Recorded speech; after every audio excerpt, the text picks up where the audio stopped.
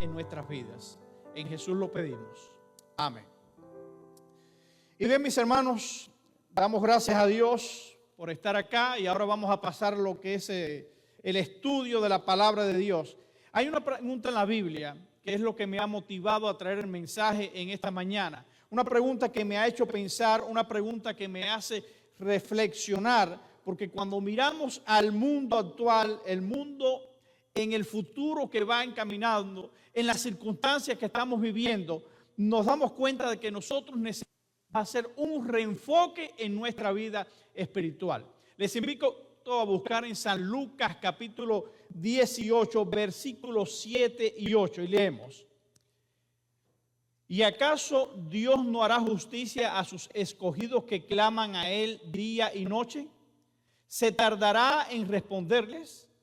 Os digo que pronto les hará justicia. Pero cuando venga el Hijo del Hombre, ¿hallará fe en la tierra? Y esta pregunta precisamente es la que me ha motivado a mí a hacer una reforma en mi vida, a recomenzar, a reestructurar mi vida espiritual, a tratar de plantearme cómo está mi fe precisamente en estos tiempos. Estos son tiempos en los cuales nuestra fe ha sido probada, está siendo probada y será probada en un momento a otro. Porque el Señor quiere prepararnos para un evento que pronto estará por desencadenarse en la historia de esta humanidad. Y un evento que nos conducirá pronto a la segunda venida de Cristo Jesús. Es por eso que Dios quiere a un pueblo preparado, un pueblo que esté puesto en las manos del Padre eterno. Así que, ¿qué es esta pregunta y cuál es el contexto de esta pregunta? Cuando nosotros analizamos este texto, nos damos cuenta de que se está hablando de la parábola de la viuda y del juez ¿qué? Injusto, ¿verdad? O sea, aquí tenemos a dos personajes, así que vayamos al versículo 1. También les refirió Jesús una parábola sobre la necesidad de orar siempre y no desmayar. Y es interesante, Lucas capítulo 18, versículos 7 al 8, fueron los versículos citados. Y estamos ahora en el capítulo 18 a partir del versículo 1 en adelante. Es lo que estamos refiriendo en este momento. Vemos que el propósito de esta parábola es sobre la necesidad de orar siempre y no ¿qué? Y no desmayar. O sea, la necesidad de orar. O sea, esta parábola, mis hermanos, se aplica específicamente al pueblo de Dios de los últimos días. Tiene que ver precisamente con el momento que la iglesia está viviendo ahora. Y no me refiero por la pandemia. Me refiero por todos los eventos que están sucediendo, que nos están conduciendo al desenlace final, la venida de Cristo Jesús. La pandemia es solamente una de las estratagemas que el enemigo está haciendo para cobrar más vidas. Pero Dios la está utilizando porque Dios quiere despertar a su pueblo de nuestra condición laodicense. Dios quiere que nosotros despertemos y nos demos cuenta de que Cristo está a las puertas, que tenemos un triple mensaje que dar en este tiempo y que mientras sigamos en esta condición laodicense no podremos cumplir la misión para la cual Dios nos ha llamado. Cuando vemos el capítulo anterior, en el capítulo 17, nosotros nos encontramos que se está hablando acerca de la venida del reino de Dios. O sea, se está hablando acerca de engaños, acerca de advertencias con respecto a su venida. Nos está advirtiendo con respecto a la persecución a la que el pueblo de Dios va a ser sometido pronto en estos tiempos finales. O sea, vemos que ese es el contexto, un contexto que está basado en los eventos finales. Así que la mayor e inmediata necesidad que tiene el pueblo de Dios precisamente en este tiempo de crisis, antes de la segunda venida, es de orar. Es una advertencia similar, la encontramos en el capítulo 21 de este mismo evangelio, pero en el versículo 36. Así que vamos a ver qué advertencia se da en este capítulo 21, verso 36. Dice: velad, pues, en todo tiempo, orando que seáis tenidos, ¿por qué? Por dignos de escapar de todas estas cosas que vendrán y de estar en pie delante del Hijo del Hombre. Así que velad pues orando ¿cómo? En todo tiempo. Así que la necesidad de la oración es una cosa que debe de caracterizar al pueblo de Dios precisamente en este tiempo. Nosotros debemos de analizar la vida de Jesús. Precisamente Cristo, cuando estaba en los últimos momentos de la historia de su vida, a punto de ser llevado al Calvario, Jesús hizo algo. Fue al Getsemaní. ¿Y cuál fue su obra en el Getsemaní? Llevó a sus discípulos, pero no fue para darles un sermón, no fue para darles directamente una clase con respecto a los eventos finales, a lo que iba a suceder con él, sino que invitó a su iglesia de ese momento a orar con él.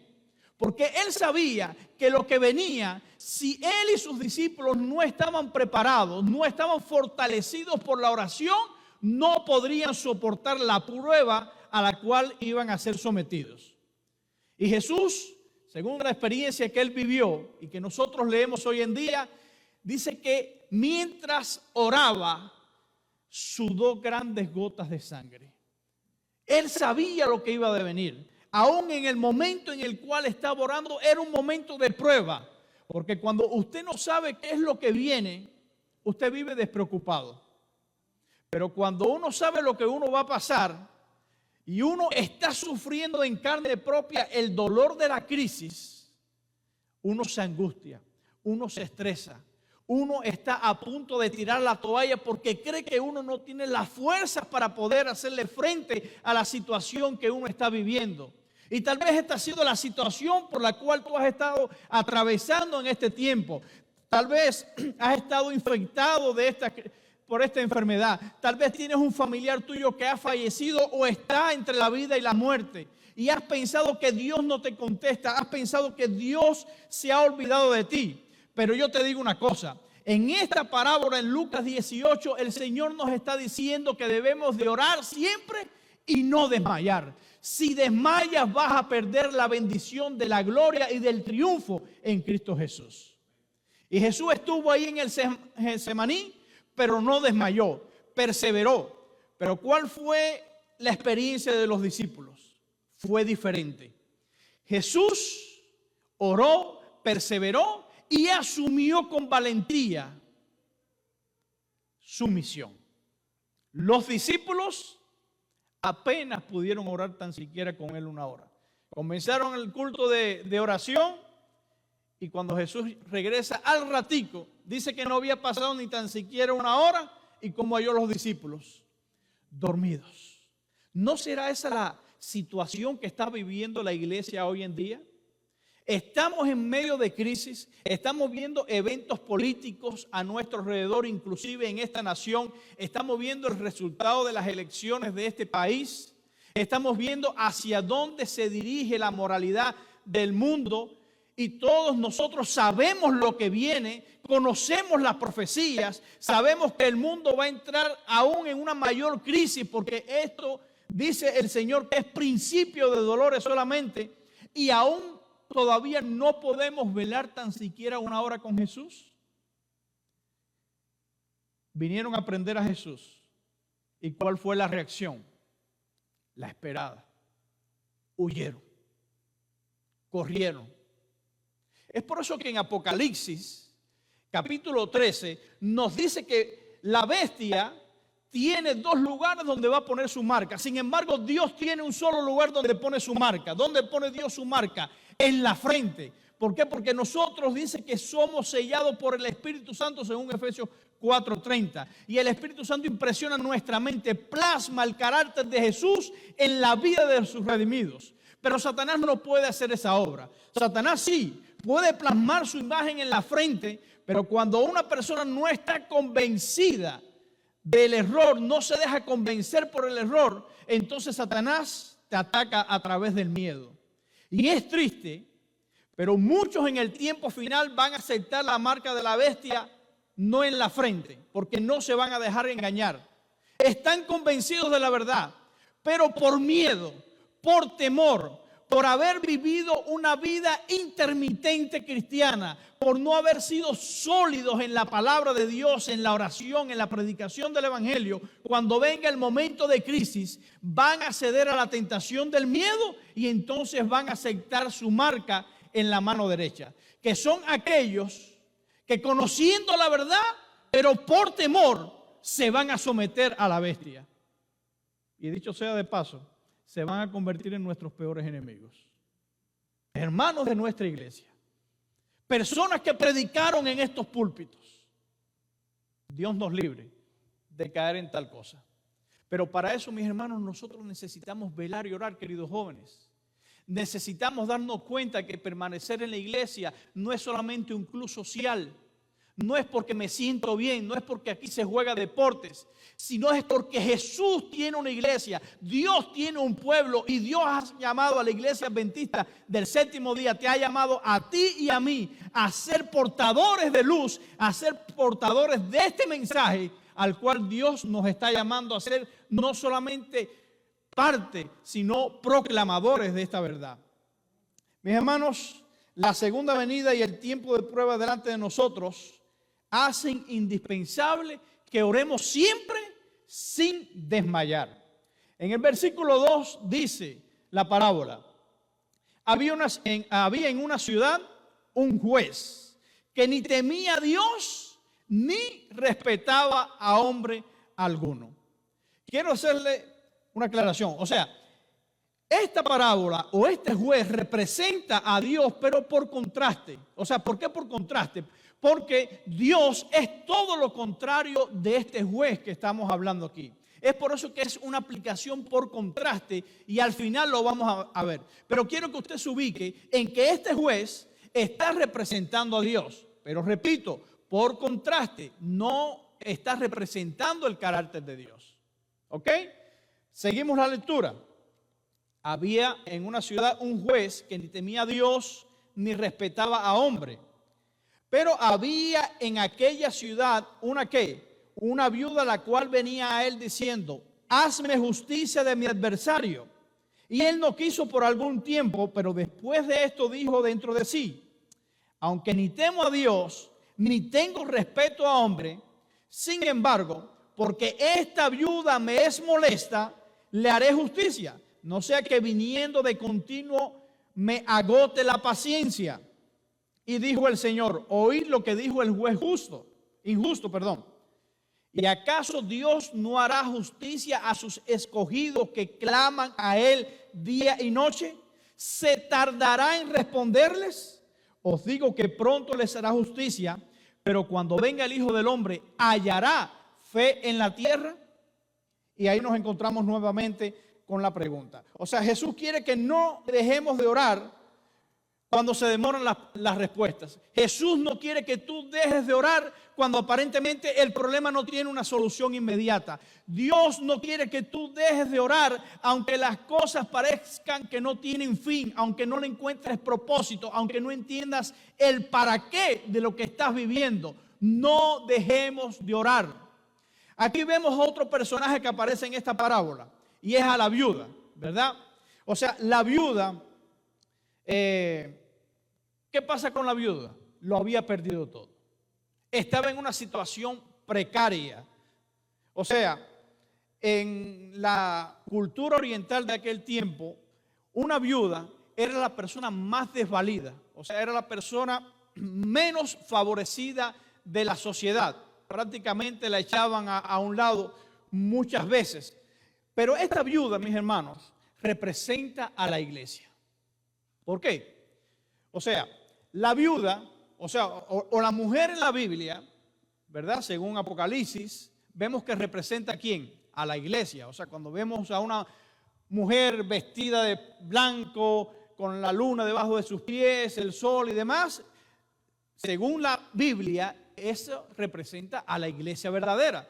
Sin embargo, la Biblia en Apocalipsis 17 se representa a otra mujer, ¿verdad? Vestida de escarlata, de púrpura, de piedras y joyas y demás, encima de una bestia que representa a la iglesia falsa.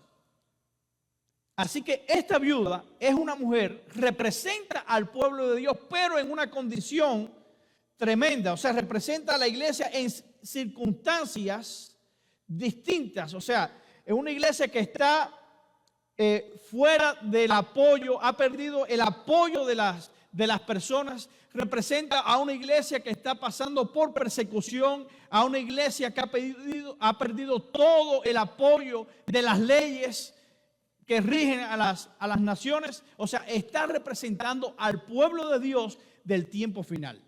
Así que nosotros somos esa viuda que se representa aquí. Todavía tal vez no estemos en esas condiciones extremas, pero vamos camino a esa vía. Todavía los 4 ángeles, dice Apocalipsis, retienen los vientos de la tierra, ¿verdad? Y Dios ha dicho, no hagáis daño a la tierra ni a los árboles que hay en ella. O sea, todavía Dios, el Espíritu Santo, contiende con el corazón humano. Pero llegará el momento, como pasó en Génesis, cuando el diluvio, que dijo el Señor, no contenderá más mi espíritu con el hombre.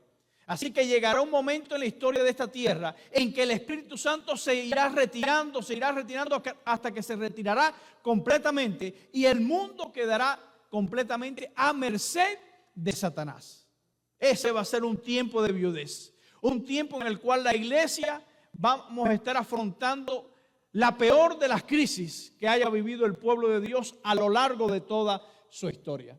Así que estos son tiempos, hermanos, y Dios lo está enfatizando en esta parábola, que es nuestra necesidad de orar siempre y ¿qué? Y no desmayar. Y vemos que esta viuda, ¿qué hacía? Oraba cada día. Dice que venía a él, ante el juez cada día y se presentaba y el juez ya loco, ya dijo, yo tengo que quitarme a esta mujer de arriba ya. Esta mujer me tiene loco. Así que si este juez injusto, por quitarse a esa mujer de encima, hizo justicia, y aquí vemos la aplicación por contraste, cuanto más nuestro Dios, nuestro abogado, no va a interceder y no va a abogar en favor del pueblo de Dios que está pasando crisis.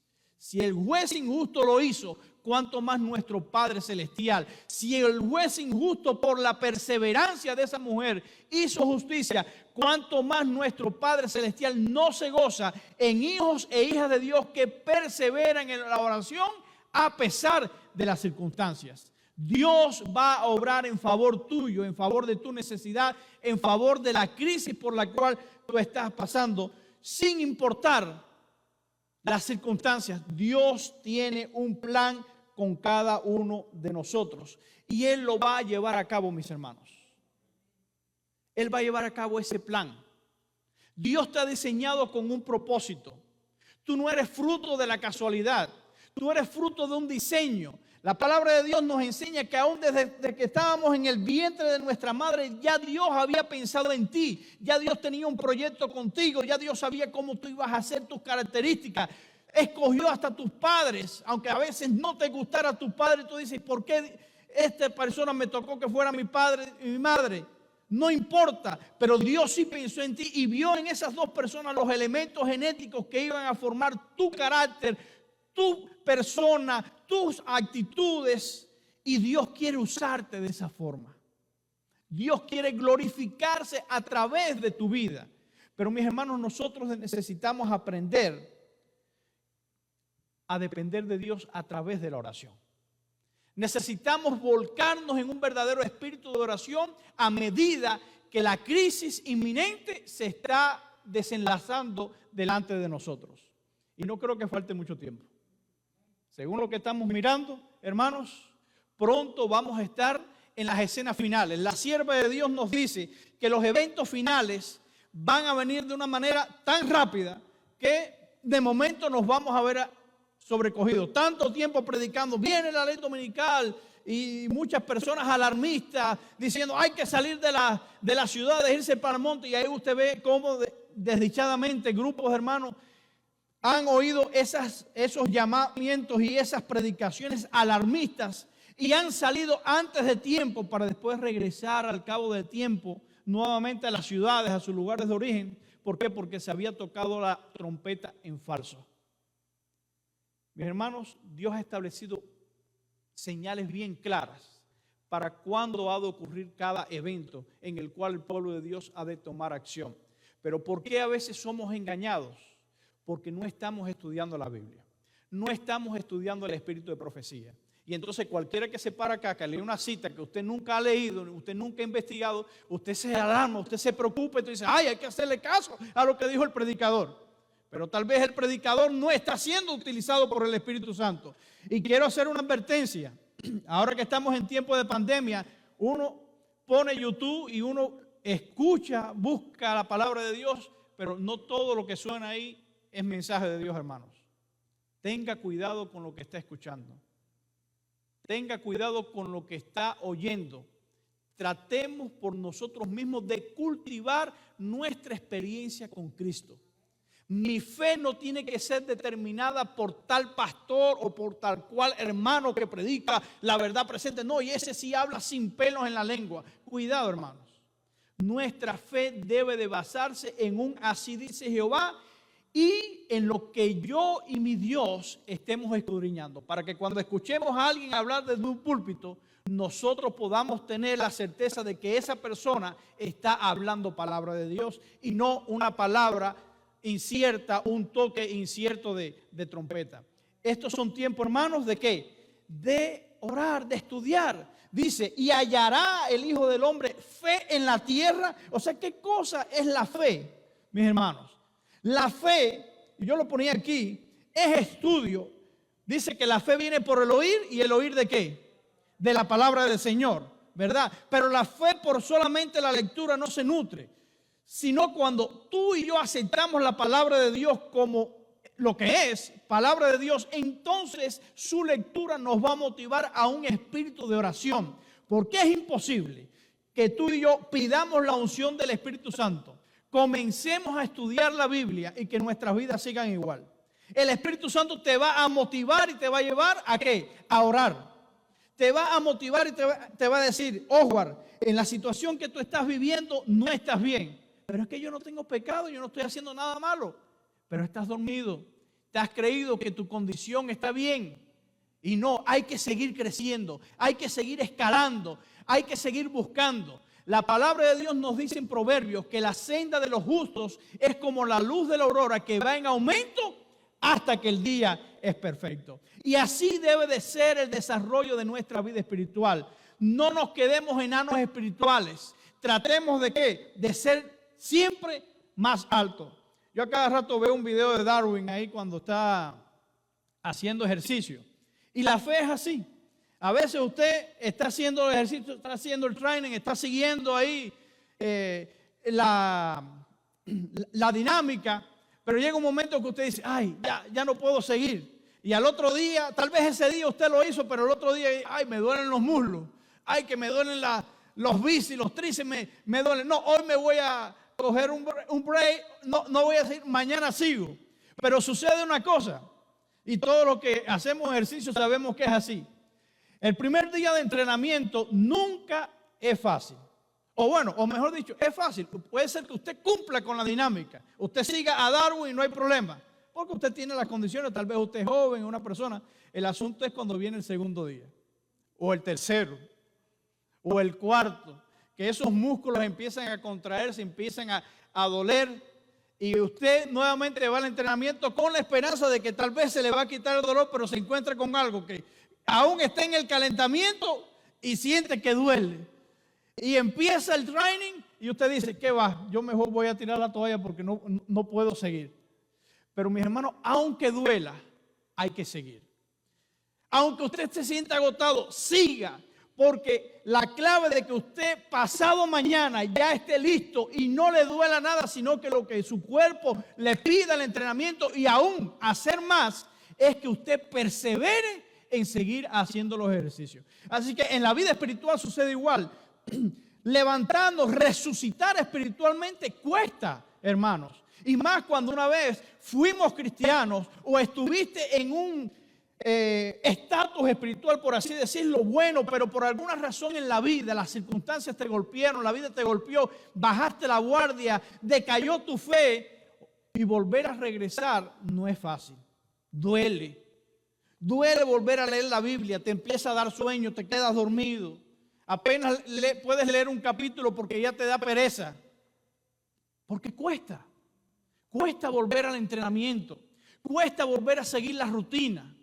Pero hay una cosa. Cuando tú perseveras en seguir caminando con Jesús, cuando tú perseveras en estudiar la Biblia aunque te quedes dormido y decir, Señor, me estoy quedando dormido, perdona, pero espabilame, dame amor por tu palabra nuevamente, dame amor por la oración nuevamente, dame amor por las almas nuevamente. Y tú perseveras, quiero decirte que en el nombre de Jesús, el único que salva, nuestra vida podrá resucitar nuevamente. Y entonces la fe renacerá nuevamente en ti. Pero la clave es, no te desmayes, no te rindas. Ese es el ejemplo que nos dejó la viuda. La viuda iba, presentaba su caso, pero aparentemente el juez, ¿qué cosa? La ignoraba. Pero ella, ¿qué hacía?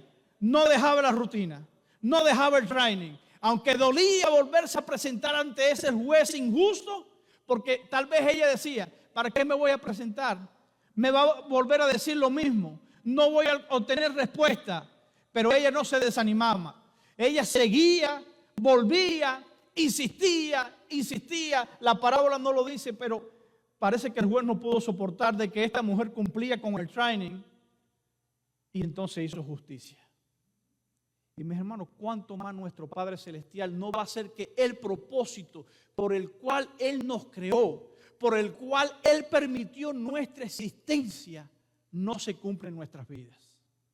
Así que si tú has estado viviendo una vida sin sentido hasta ahora, y si hasta ahora tú tal vez crees que no tienes un por qué estás viviendo, que tal vez no tienes un para qué por lo que estás pasando, tienes a tu esposa enferma, tienes a un hijo enfermo. Anoche estábamos orando por un pastor que perdió a su hijo en esta terrible pandemia. Algo bien triste, pude escuchar el audio de la madre pidiendo oración por fortaleza a la familia. Y era bien triste. Yo me pongo en el lugar de esas personas, me digo a mis hijos y digo, Señor, gloria a Dios porque tú los tienes con bien, pero ¿cuántas personas no están pasando pruebas difíciles? Pero la clave, hermano, pase lo que esté pasando, por lo que estés pasando, no dejes de perseverar en Cristo Jesús. Si por casualidad eres alguien que por primera vez te estás conectando a este canal y estás escuchando esto, quiero decirte una cosa, prueba tu vida con Jesús. Acepta a Jesús como tu Salvador personal. Aunque no le encuentres sentido ahora, si comienzas a buscar en la palabra de Dios, vas a hallar el sentido. Te vas a dar cuenta de la bendición que hay en seguir a Cristo Jesús. Mis amados, el tiempo que nos queda es cerca. Cerca estará ya la venida de Jesús.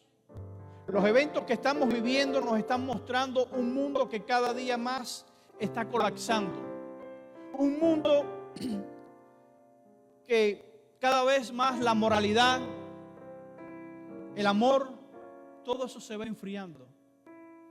Estamos viviendo en un mundo en que el Espíritu de Dios se está retirando cada día más y más. Y mi pregunta es, ¿qué estamos haciendo nosotros como individuos?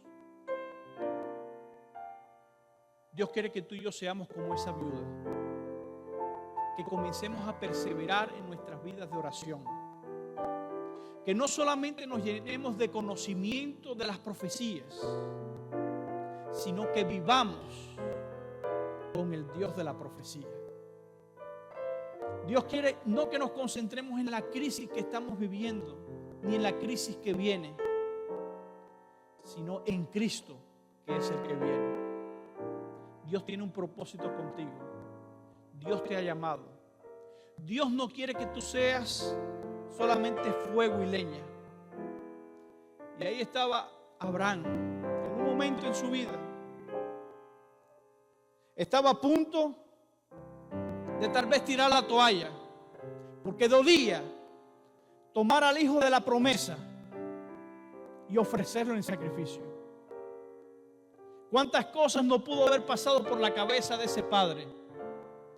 Pero si Abraham hubiese sido fiel a la primera prueba, no hubiese tenido la necesidad de pasar a la segunda prueba. La primera prueba de Abraham fue la espera. Tuvo que esperar no sé qué tiempo, no saqué las cuentas, pero vamos a poner que tal vez 80 años.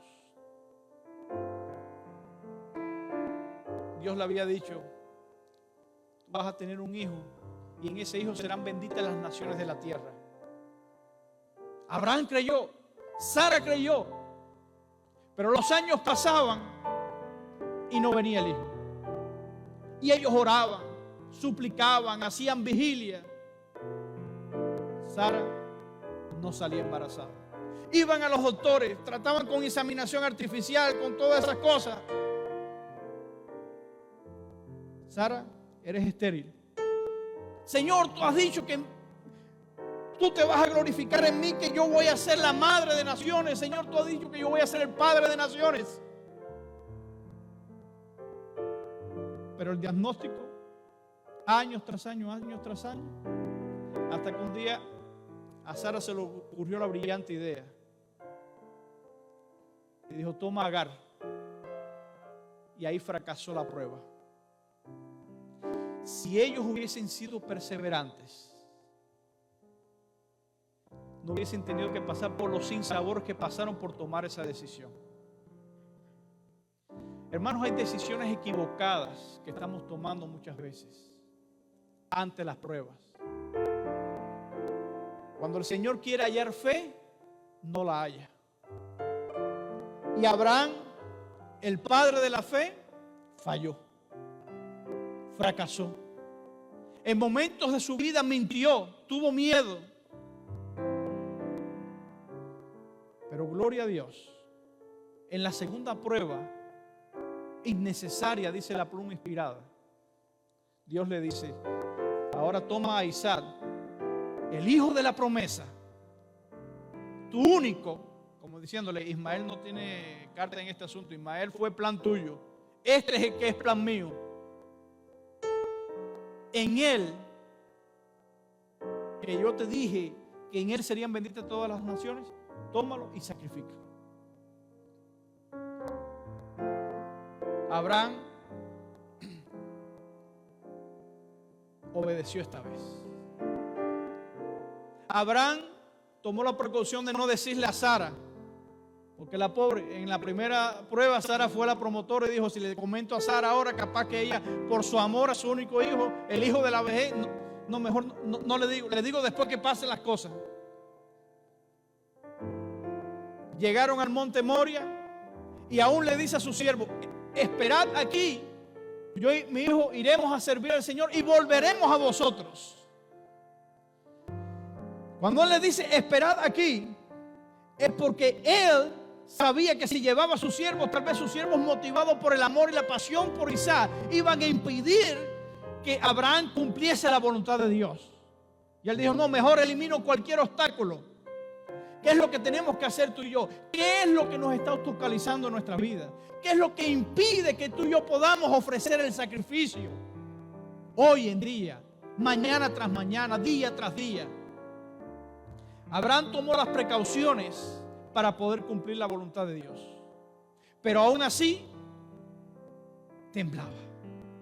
Aún así, le dolía. Llegó el momento, ya estaba en el monte y su hijo Isaac le dice, Padre mío, he aquí la leña, he aquí el fuego, mas ¿dónde está el cordero para el sacrificio? Esa es la situación nuestra hoy en día, hermanos. Muchos de nosotros solamente somos fuego y leña. Sí, ardemos. Somos muy activos en la iglesia. Dios nos ha llamado a ser ancianos, a ser pastores, a hacer cualquier cosa. Y lo hacemos bien porque tenemos talento. Dios ha puesto talentos en nosotros. Si cantas, lo haces bien para gloria de Dios, pero a veces somos leña y fuego porque solamente estamos haciendo esas cosas no aferrados a Jesús, sino porque lo aprendimos mecánicamente.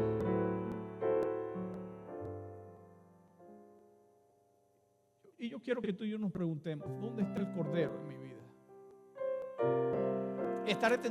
¿Seré yo solamente un montón de leña con fuego, ardiendo por gusto? es tiempo de cambiar la realidad de nuestras vidas. Porque los dormidos no siempre son los que están sin hacer nada. A veces involucrados en la obra, podemos estar lejos del Señor de la obra. Y entonces cometemos errores. Tratamos de llevar la obra según nuestras fuerzas, según la fe en mí y no según la fe en Cristo Jesús.